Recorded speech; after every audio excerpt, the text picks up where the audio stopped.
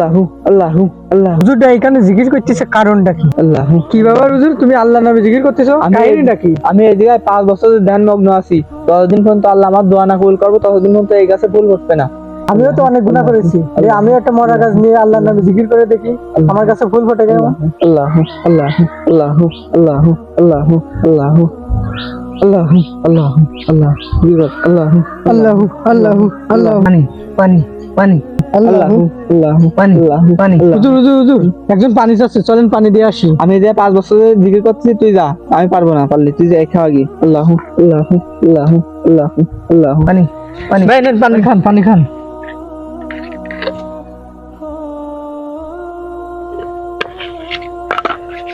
আল্লাহ তোমার মনের আশা পূরণ করুক, আমি দোয়া করি।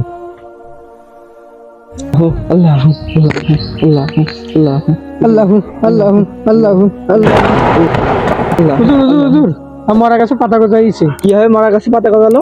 শুধু আল্লাহকে ইবাদত করলে হয় না, আল্লাহর পাশাপাশি মানুষকে সেবা যত্ন করতে হয়। ও তাহলে তোমার গুনাহ মাফ করে দিয়েছে আল্লাহ। জি।